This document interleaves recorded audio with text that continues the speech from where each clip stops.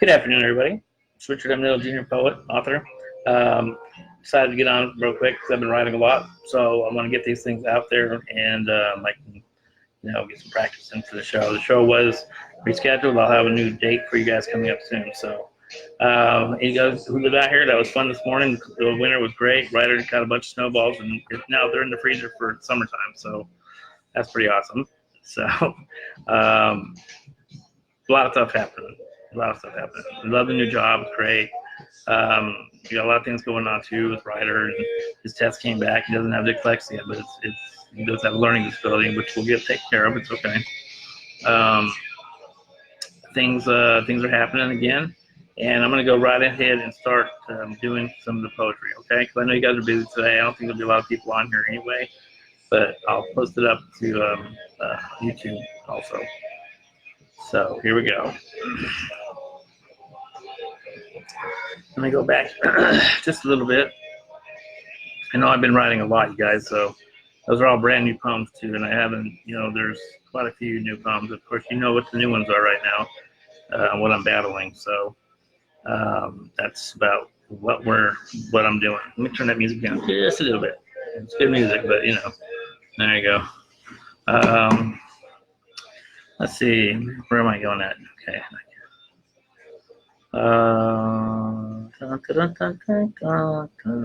Okay, here we go. Let's see. Well, let's go back. Where was the last time I did my poetry? I forgot. Man, that was way back, man. Okay, so is love dead? About 100 years ago, when two people fell in love, it took time and hard work and patience, and they stayed together. Well, it's actually more than 100 years ago, but with each other until death do you part. But look around at the world today, the same one that we have created ourselves, and we're destroying it day by day. So it makes me wonder, is love dead? Broken hearts and shattered souls are way too common today. Everyone has a story of love that has gone bad or in every shape of way. What's going on? What's the problem? Has love finally lost its hold? Have we gone as far to kill it off? Are we really becoming that cold? Well, I, for one, think love is dead, and it shall never be again. As I look around and start to frown, wiping that smile off my face because hate and violence is all I ever see. Then one day, you give your heart out to someone, and you hope that they're the one, just to find soon enough that they played you, and now you're done. I, for one, miss those days when love was in the air, but I'm sad to say that love has died from a world that just don't care. True story right there, true story. This next one I wrote several years ago, but it's one of my favorites, and it's a fan favorite too. So it's called Merlot, as in Merlot wine. The taste of your soft pink lips on our very first kiss was like that of a fine red wine, so I had to kiss you again so I could guess which one. I believe it was a Merlot, if I remember that, like it was just yesterday, because just before I placed my lips on yours, I was reading a book of poetry by the great poet Christopher Marlowe. A belt of straw and ivy buds with coral clasp and amber studs, and if these pleasures may be thee move, come live with me and be my love. I know, a little corny back then. That's the same time as Shakespeare. Remember that. Just remember that. At the very moment, you slowly moved closer to where I was sitting. I remember so clearly because there was a candle that was lit, and the flame sparkled in your eyes. Then as a teardrop fell to the ground with no words or sound, I started to realize what love truly was. And a smile broke out, for it was then I knew for sure, with no doubt in my mind, that I loved you, and you were the one whom I searched for what seemed like forever. Well, even today I look at you and say that I love you even more after 10 years and our babies you bore. So now I look forward to the rest of our lives as your husband and you, my beautiful wife. Thank you for all the memories and the love you have shown me, and also making wherever we were a beautiful home. So baby, tonight I raise my glass filled with red Merlot wine. To toast you and all our love forever shall it stay, along with Merlot wine and the wineries from where it comes, to the great poems of Christopher Marlowe and Shakespeare and all the tears and finally those men and women whose ink spills across all the pages of humanity, trying hard to figure where art thou, all of the sanity, and all of my brothers and sisters, every single poet who has ever known. That's for my poet friends out there. Let's see here. We're going to keep on going. Okay, here we go. So I did Imagine. I love Imagine. It's one of my favorite ones. I wrote that a long time ago, and I still love reading it. Take a look around, open your eyes to the pain. The world we live is dying faster and faster, it seems like every day. There's violence everywhere with our children dying in the streets, religious wars and poverty, so much it makes me sick. I pray to God, but I'm not sure if he is even at home. That it appears now that we may be all alone on our own. What do we do? Just give up and look away? We created all the problems. Humanity is the one to blame. It is time to close your Facebook. Get up and go outside. Start taking back our streets and towns instead of living in fear inside. We need to dream again and imagine what that would be like. We need to imagine a world, one with no hate, that has no prejudice to decide your fate, where white is one winter and falling against the snow and black is the night against the stars in the sky and a full moon's glow. Imagine that the only colors that are taught are those of rainbows and crayons in their box. Imagine a world that only has one race, where everyone is equal, not case by case, where we all live in peace and war has now ceased, no boundaries or lines, just wide open space. Imagine a world where everyone eats, there is no hunger or poverty, and everyone speaks, where we all care for each other in our hearts, minds, and souls, where love is shown wherever you go. Imagine a world where we can all live to choose our religion and faith, no crime to fight, and know we're still safe. Imagine it all started with the dream of one man, a poet, a father, a stranger, a friend, who imagined a world full of peace and all hate was to end.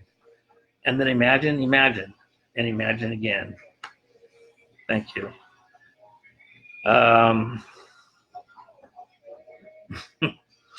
It is a lot of fun, guys. I do enjoy reading to you guys. So, hey guys, hey Greg, hey Craig, Ed Roman, how you doing?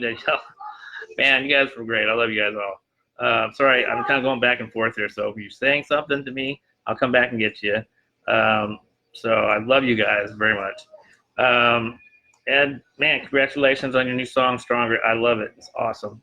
As always, man, you are top notch in my book. We're going to keep on going here, guys. So this is one of my absolutely favorite poems that I've ever written. It is 6 parts, but I'm only going to read 3 because it is so long. And it's about 2 souls coming together in this epic love story. And I would really love to get this on some kind of sketchbook with poetry going through it and some music, whatever. But it takes a lot of time. And it's called it's the epic mini poetry tale of 2 souls. Now, these were each individual poems that I've written over the last 6 years, but they all seem to fit to the same story. It's like I was telling a story here bit by bit, but it starts out with Destinations Unknown. And I remember writing that when it was just, I was trying to be all scientific and like, you know, a nerd up on a chalkboard when I wrote it, and it came out that way. So let's see here. This is one of my absolutely favorite pieces to work on. It's a 6-part story that was built of separate poems that was written at different times the past 6 years, yet it's only one single piece of poetry. It is a long, but then again, aren't they all that I write, right? I really hope you enjoy it. Here is a bit of trivia, though. The poem called You and Me, which is my very first love poem, was my very first love poem, written on the rooftop of the Houston Street Bar in downtown Fort Worth one night. And the poem titled Destination Unknown, the very first one of this one, was written after I watched an episode of The Big Bang Theory, of course. So, called Destinations Unknown. When 2 lonely souls collide on a collision course of love, amazing things will happen from the celestial fields high above, as they're now all rejoicing that 2 of their beautiful souls have finally come together in a matrimonial binding of love. The cosmic rays from whereabouts of destinations unknown will sometimes come together to form a parallel paradox universe from where the true love had actually begun. That, in turn, I'm happy to say, will cause some abnormalities in the ratio of 2 souls becoming 1, meaning that 2, 1 plus 1, more lonely souls in this world are no longer lonely anymore. Furthermore, when the paradox of emotional mix-up occurs, the new dynamics of the 2 souls becoming 1 changes considerably by adding, in the other words, not minus to the equation for the amount of what is his, what is ours, and in reality, what is really hers. In conclusion, when all the information is added together and all the facts are out for everyone to see, the complete equation MC equals plus is that those 2 souls who collided together and then combined as 1 usually end up, when it's all said and done, before it's over actually, equals 3. You get it, mommy, daddy, baby? Yeah. That was part 1. The next one is called The First Love. Way back before man was even born and before there was a single drop of water in any of the oceans deep, Even before there was any mountains and valleys across all the lands, before all the hot desert sands. Somewhere out in the bitter cold darkness high above, there was two lonely souls. No, there was once upon a time, of course, for that's only a fairy tale, meant by chance, but for the very first time that we know of, fell in love in what we now call true love. Today we all know, of course, that souls will never die. They just ascend or move on. Some are even reborn back down here on Earth, on third planet revolving around this one yellow sun to try it all over again, to fall in love. Sometimes, though, and why we're not sure, they will somehow remember their lives they hadn't lived the last time they were here, so they start searching for their mate all over again. Hence the name, you ready? Soulmates, my friends. And so it begins. For this is just an epic tale of how it all started. You see, once upon a midnight sun, it all began. When you and I met quite by chance, I should say, up in the celestial fields high above, way out there in the cold, bitter darkness where our true love has finally began. Oh man, I just messed that up, guys. Sorry about that. I gotta go back here again. I get these little pop-ups, and when I go to accidentally click them, I do that. So not because I'm being retarded today, or my glasses or anything. So we're gonna go back down here real quick. Okay, here we go. I should say, and only when you and I met quite by chance, I should say, up in the celestial fields high above, way out there in the cold, bitter darkness where our true love began. We watched while we made love as all the stars and the sun started flickering off and on like a switch, mind you. The only banging going on was you and me. And I even remember clearly when, what was his name? You know, that guy who created all the planets, including the moons, yes, and yeah, even Earth, my dear, in just 6 days. And then he rested on the 7th. I was in awe, but you and I were still on our honeymoon making love all day, just like we still do today. Even it was just to say I love you. And I couldn't lend him a hand, but I'm a huge fan of his. Don't get me wrong. Amen. Me and you have been reborn more times than any other souls before, and have always, found each other. And darling, I absolutely love falling in love with you over and over again. In fact, you remember some of those lives that we lived back in the very beginning when they called me Adam and you were Eve? They called you, I remember that, if I remember right. Even back then, you were such a beautiful soul to behold in sight. That's why that snake was always coming around. There were so many lives, I couldn't remember all of them, but one of my favorites was when we were Bogart and Bacall. Oh, and that time when you were the queen of the Nile, and we made love so much it made me smile, Cleopatra, and I were a mighty soldier, Mark Antony. The last one I remember so very well. I was a poet fighting a war against hell itself. Just let me see how it started. Oh yeah, on the blanket, on that very hot midsummer's night, it was a full moon if I remember, it still serves me right. I was working on a new piece of poetry and you looked so good I started writing it on you. And I called it The Story of Me and You. Part 3. Maybe one day on some hot midsummer's night, on a blanket, laying out under a full moon, baby, I'll create a brand new poem, a masterpiece. No, not down on paper, for I will write it all over you. I will start to write there in the center of your beautiful body as I will profess all of my love to you, wearing nothing more than my poetic verse between us. I will be again writing roses are red and violets are blue between your beautiful bare breasts, watching them as they rise and fall with your each and every single breath. Next, I will write that I love you as I slowly come up from behind you so that with every stroke of my pen, you will forever remember that very beginning until the very end, where I will start a brand new verse, and it will read that you will always have my heart on the back of your neck as I will move in a little closer so that you will never forget those words that I have written unto you.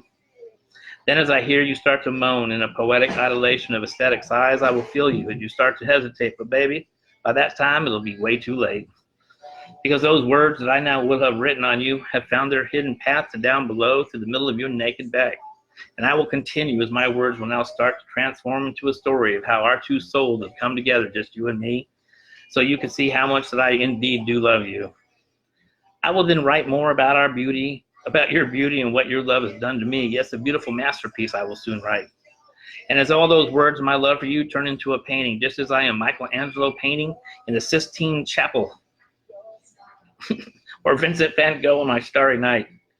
Yes, baby, when we are together on that very hot midsummer's night, laying on a blanket under a full moon's glow, I shall create a new masterpiece, a brand new poem, and I will call it The Story of Me and You. Oh, that was so much fun, you guys. Thank you very much, you guys. Man, I really appreciate the love you guys are showing me. I really am. Thank you so very much. It's really awesome. All right, let's see here. We're going to keep on continuing. That was a good one. I love that poem. The next 6 you guys will love too. I'll read it maybe in the next day or so because it is a lot of fun. Okay, let's see here. Let me close that. All right, where am I going here next? Okay, I get lost. Too easy.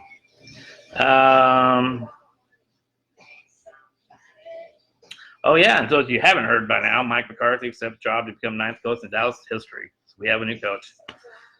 We'll see how that works.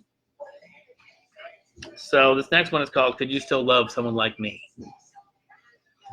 If I told you just how broken that I am inside, could you still love someone like me?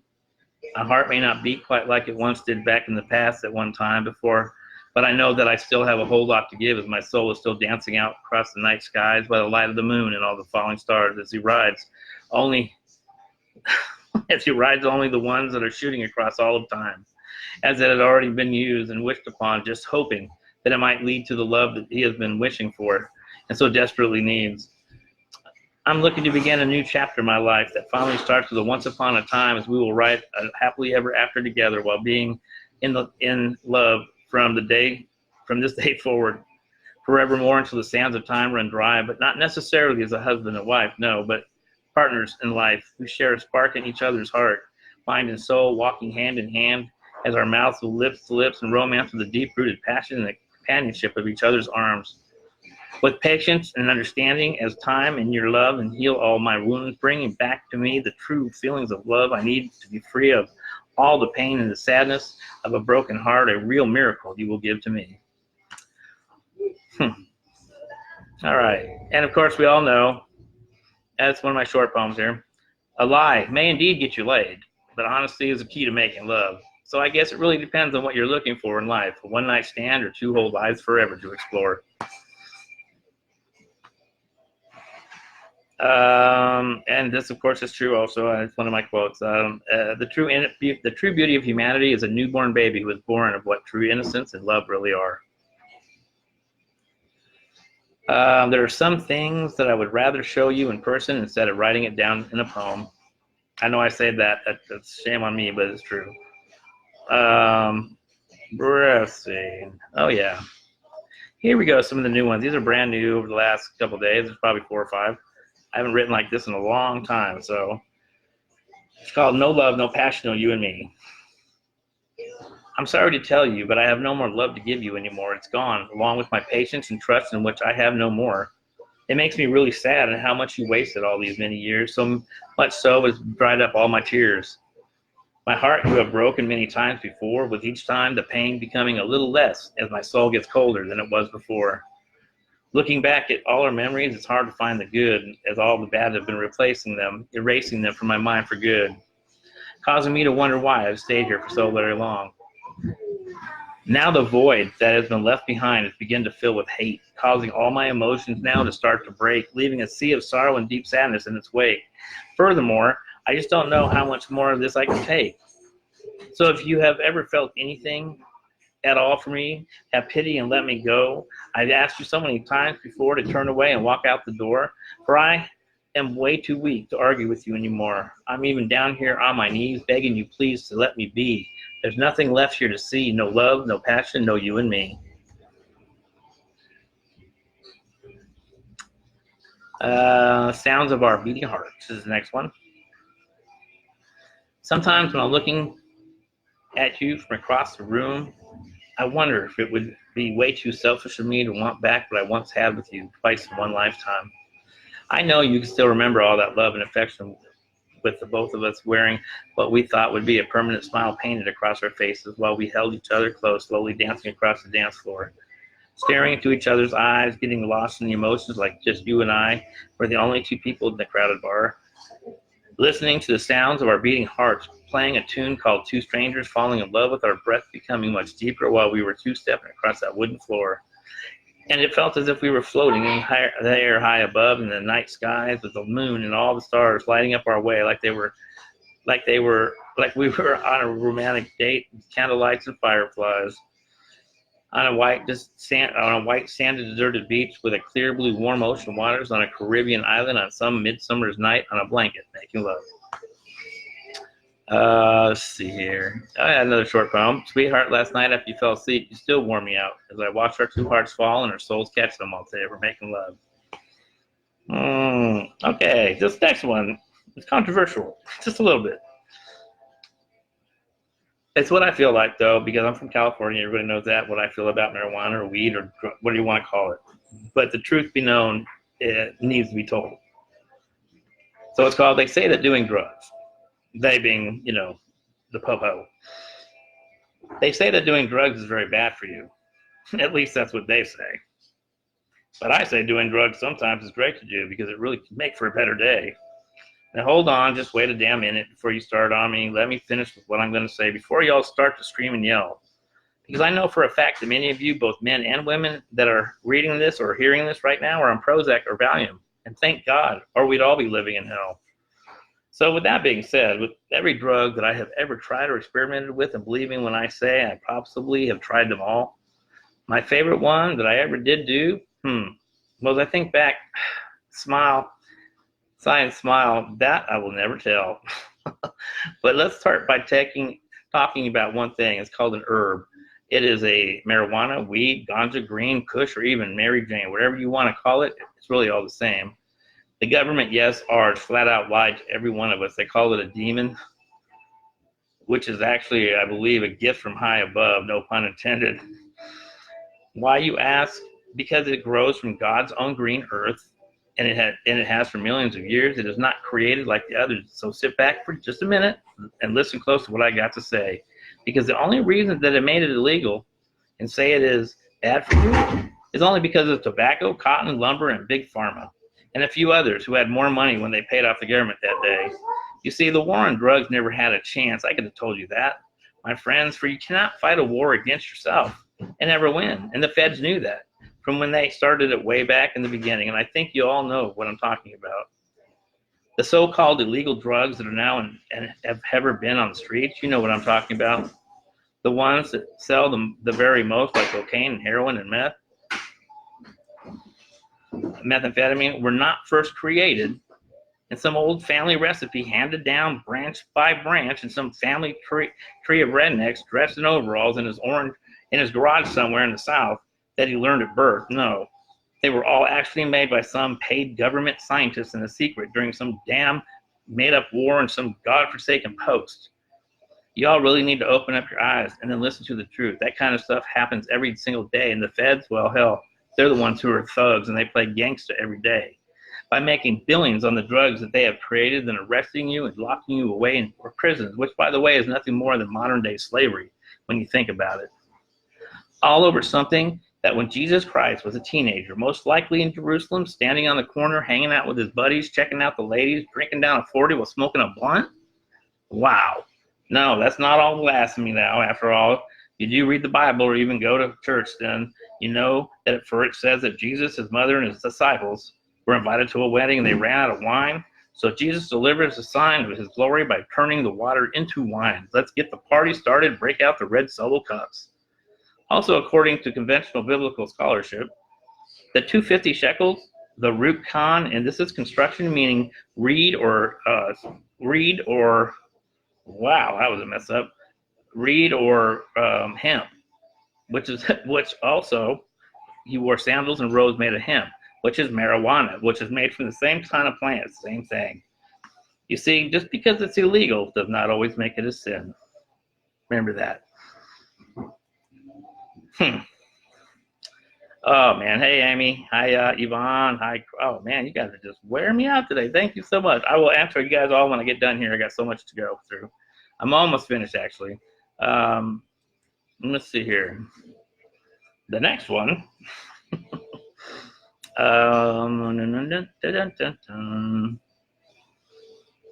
Okay, it's called I Can See It in Your Eyes. We once promised each other an eternity together, but we found out that forever was just a lie. a dream that we once both shared, but it never did come alive. But I do know that you and I both still do love each other, because whenever we are together, I can still see it in your eyes, as our hearts still start to pound for one another when we feel the other around. But the closer that you and I come together, the faster two demons grow down deep inside. Yet when me and you are apart, they are not all that very strong, so we can beat them back to where they came, all on our very own. Two people who want to be together with each other in their hearts, minds, and souls, but become a whole other creature when they make love. We can feel the heat rising from deep down within, then our reason for living is taken over by them, and there's nothing we can do.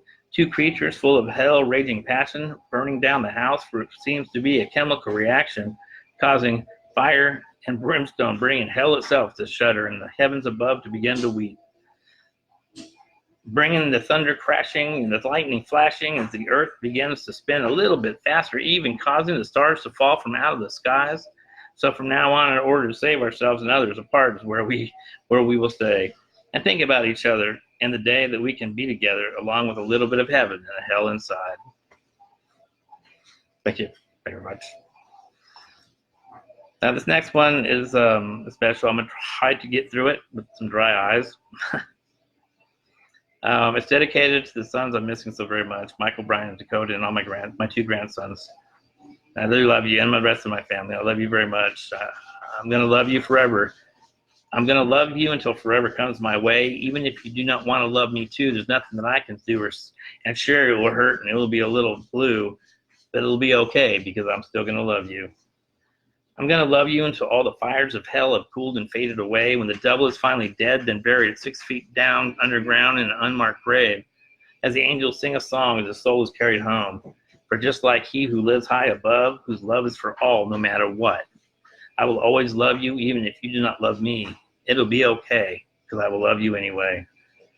I'm going to love you, and it doesn't matter what you say. It won't matter to me if you scream, shout, and call me names. I don't care what you do, because I will always love you, even if you don't want to love me too. It'll be okay. I'm going to love you until the day that I die, like I have since the first time I held you in my arms and looked you both all in the eyes, as tears fell from mine as I heard the doctor say, "Here's your little baby boy." And then I whispered in your ear that I will always love you, no matter if you love me too. And if you do not, it'll be okay. I'm going to love you anyway. I'm going to love you like the Father always should, no matter what may happen in our lives, for we are only human beings, so mistakes will be made.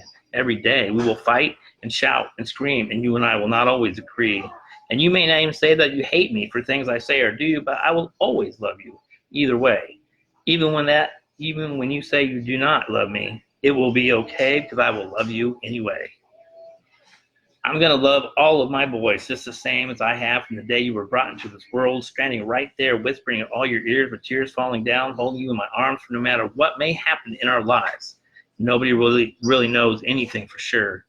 The only thing for certain is that I will always and forever love you. So no matter where you are right now, whatever you are doing, with whomever you are with, I just want you all to know that I will always love you, and I always have and always will. Even if you don't love me too, it'll be okay. I will love you anyway. I'm going to love you no matter what you say. It's not your right to take that away. You may say things that will break my heart in two, but I will still always love you either way. Even when you say that I'm crazy and you'll keep my grandsons from me, or that you never want to see me, yes, that may hurt more than you could ever know. And you three may have gotten together and decided that I'm no longer your dad for reasons that are so very unclear, but I will always be your father no matter what you say or do. I will with no doubt continue until my final breath, when I go with my good buddy Death, standing there with St. Peter at the gates of heaven on my judgment day. When all eyes are on me and God cries out, "What do you want to say?" I will stand up right there and say, "Oh, please forgive me, for I do not believe that I am worthy to be here, because I didn't love enough. Except for my 4 sons, for I'm going to always and forever love them no matter where I may be, either down in hell or somewhere on earth as a human being, or here in heaven as an angel with my wings of gold. So even if you never want to ever love me again, it'll be okay, because I'm going to love you until all the end of times, plus a day. Dad." Ooh, I got that one. Yeah, that one got me.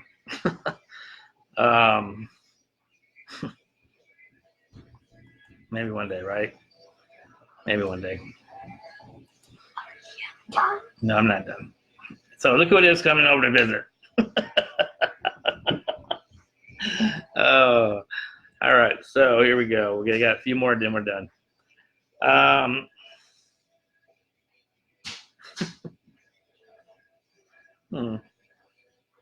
Oh, something you're not. Here's another one. I got a couple more, and this will be done.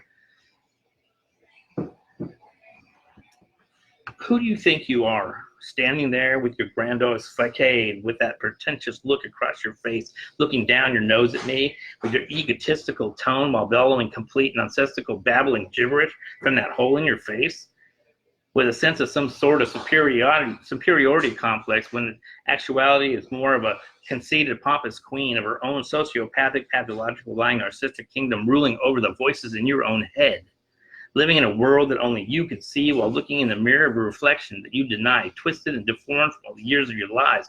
No soul eyes that stare into the darkness, out of a cell within your own mind, trapped there by the demons of your dirty, sinful past, casting out a light that only evil receives. As you take what you want from those who are innocence-filled hearts and souls of loving, thoughtful minds, consuming them little by little until all that is left of them is a shell of who they were and used to be. They now sit in the dark, not knowing who they are, confusion and anger coursing through their veins, struck somewhere in the conscience left behind from a shattered brain. Fighting an enemy that's no longer there, hearing whispers of the past, while teardrops falling from the pain which has caused them to go insane, while you are hysterically laughing from all the damage you have done, caring for no one but your own self and your own selfish needs, no reason needing, believing you are something that you are not and never will be. And never will you be. Let's put it that way. That was a little bit of a tongue twister. Let's see. Make My Day. That's the latest one.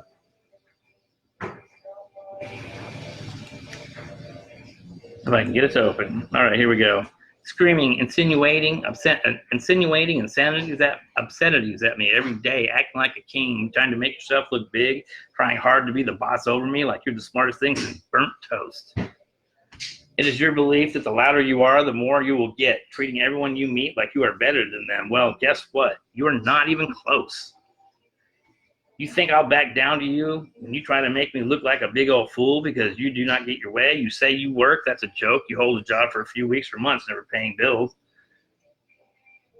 Spending your check on everything else, on everyone else, spending hours on lying about where you are doing, freeloading like a bum, living rent-free with electricity on, always taking, never giving, back in return making promises you never keep, playing games of hide and seek. You feel entitled to half of everything. You take more than anyone, always crying when you don't get enough. I'm done. I have no patience for your narcissistic games. You do nothing for me, which makes you useless, but you can not see. Useless. Can you not see? You spread your legs for everyone yet but me. I get not a thing. Well, it's time for you to leave and use somebody else's. Use somebody else for once. Go destroy them, live free in their house. This is no longer your whorehouse to do what you please. Get the hell out of here. I don't even want you near. I want one thing. You keep talking to me so condescendingly, trying to embarrass while belittling me, you will find yourself thrown out of a door while you are driving down the road at roughly 82 miles an hour without a seatbelt, flying free. I will no longer play your games or be abused for your amusement by you anymore. I do not know who you think you are, and frankly, I don't care. Because I know who you are. So try it. Go ahead. Let's see what happens. I double dare you. Take a chance and call my bluff, please. Make my day.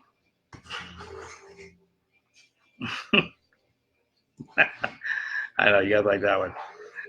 Poetry is so much more than just words written down on paper. It is art that your heart paints and your soul can feel. To find true love, you must first entertain her mind, then hold her heart in your hands. Finally, you need to capture her very soul. Poetry is only the quiet whispering of secrets being shared between your heart and soul. In my opinion, poetry is a gift to be able to bear one's heart and soul through ink onto paper, but to share them for the world to see has to be heaven sent. In my mind, poetry should be given away freely as I aspire to inspire and help others heal others. To me, you can't put a price on what is already priceless. And of course, you got my little snow one today. Oh, the weather outside is frightful, so Ryder decided to make snowballs. Let it snow, let it snow, let it snow. The addicts are so excited, there's white stuff all around, so they break out their straws and try to snort it as soon as it hits the ground. Let it snow, let it snow, let it snow. The commute to work is so dreadful, cars are crashed everywhere because people are so stupid they hit their brakes on bridges that are frozen. They're sliding here and there, causing wrecks, and I bet you wish you were here. Let it snow, let it snow, let it snow. And of course, shouts out to my buddy, Ed Roman, a big good friend of mine. We've been knowing each other for a while. We started out doing a radio show together a couple of years ago. And he's got a new song called Stronger. You guys got to go hear it. It's really good. It's amazing. So called Stronger. And that's Ed. Good job. As all your music is. Okay, this is the last one. I forgot about this one. I just posted it, so I'll go ahead and I'll see if I can read it. It's called Carried Away in the Winds of Change. I used to know who I was and what I wanted, where to go and how to get it, back when I was living in a younger man's body. Having fun, taking chances while I partied, I thought I knew what would make me happy, a beautiful wife, the sound of my children's laughter, a great paying job with a great big house, brand new cars while living happily ever after. But I was wrong. I would have never thought or believed that I would be here where I'm right now today, divorced, a 4-time loser in that department. 3 kids who have my 2 grandchildren, who I never get to see, who now also believe that I'm crazy and I was a horrible father. So now they don't talk to me. In fact, they all ignore me to act like I was never there. Flat out, broke, busted, alone, and I have no more family that cares a damn thing about me. Sick and tired, and now I'm dying. And who's to blame? Nobody but me, myself, and I. In fact, if I think about it, I have nothing at all to show for it and no reason at all to live. I had my chance. In fact, I had many chances, and I lost them all. I blew it. I crapped out. I busted, tried, and failed, had dreams that all turned to nightmares, believed in the whole, you can be anybody you want to be if you worked hard enough. Well, I've worked myself to an early grave. For the most part of life has pretty much sucked for me, with a very few ups like when my children were born. But that never lasted very long before our family melted down from the other parent who cheated on me with losers who had befriended me, but I was not the friend they wanted.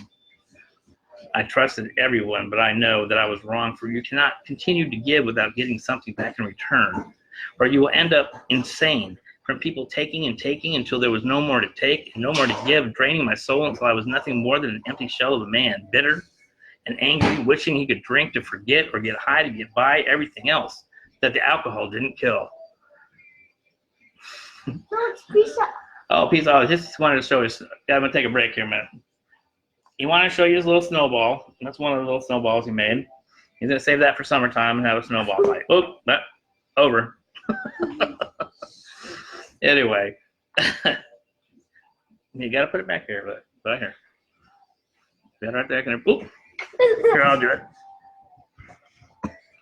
Here's a little, just a little one. He got pretty big ones, actually. He almost can build some. And look, it's melting in about a minute.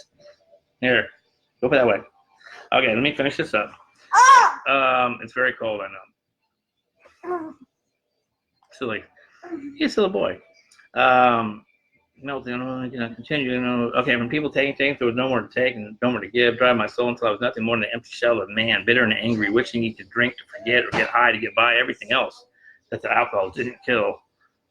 Pushing everyone away until one day, like me, you find yourself alone, dying somewhere in the streets, just another John Doe tagged on the toe that nobody ever came to claim, buried with nobody around in a grave barely 6 feet underground, with only the sound of dirt being placed over the grave, never to be seen from again. Your name never whispered or even thought of. There was nobody to wonder who or why or even where. But the only shadow left was some ink spilled across the paper somewhere.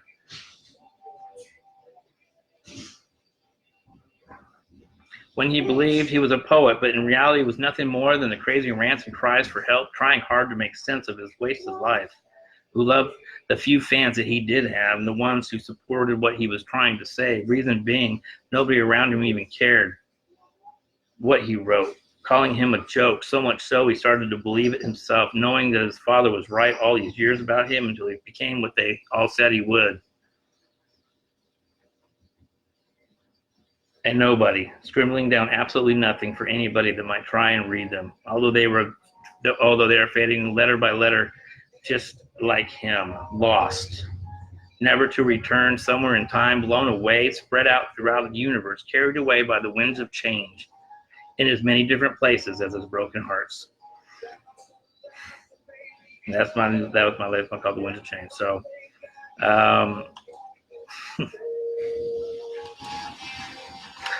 I think that would be about it, guys. Nope, I do have one last one.